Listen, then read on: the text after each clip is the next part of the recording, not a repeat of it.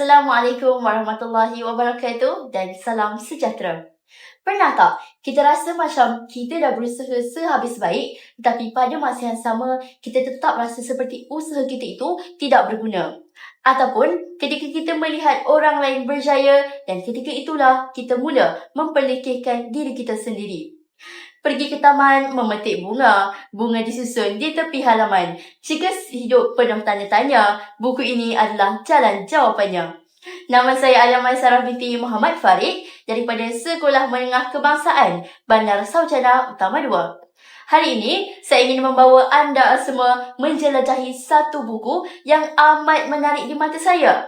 Buku ini bukan sekadar tentang cerita semata-mata, tetapi ianya tentang kisah perjalanan seorang penulis buku dan pelukis. Saya telah memilih buku yang bertajuk Pelukis Arkitek Jalanan karya Temeh Abdullah. Saya memilih buku ini kerana ianya terasa sangat dekat dengan hati saya, dekat dengan realiti, dekat dengan emosi dan dekat dengan diri saya sendiri. Sebagai seorang pelajar, kita sering merasa tertekan, ingin mendapat yang terbaik, ingin membanggakan ibu dan ayah kita sehingga kita lupa tentang diri kita sendiri. Dan buku ini muncul seolah-olah memberi jawapan kepada konflik yang telah saya lalui. Apa yang lebih menarik tentang buku ini adalah bagaimana ia menyampaikan mesej yang sangat dekat dengan hati seorang pelajar.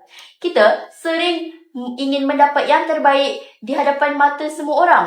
Kita sering ingin mencapai harapan semua orang. Sehingga kita lupa bahawa kita juga seorang manusia yang mampu membuat kesilapan.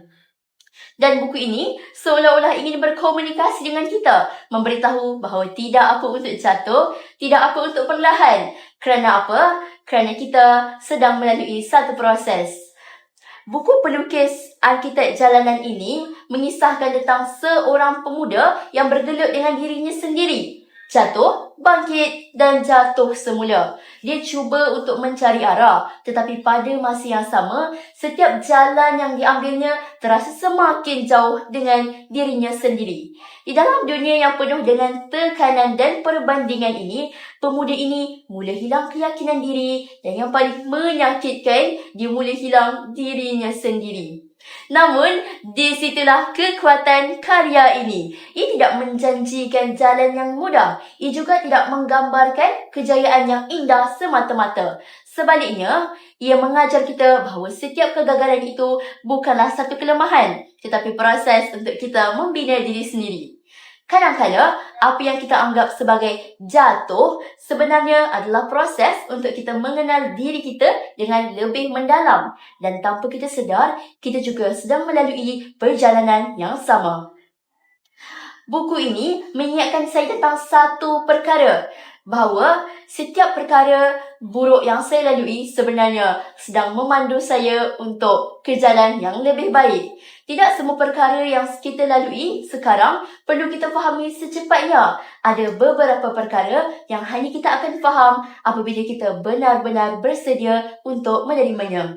Secara peribadi, buku ini telah mengubah cara saya melihat diri saya sendiri. Ia mengajar saya bahawa saya tidak perlu menjadi sempurna untuk bernilai. Saya hanya perlu terus berjalan walaupun perlahan, walaupun penat. Kerana apa? Kerana setiap langkah yang saya ambil hari ini membentuk diri saya sekarang.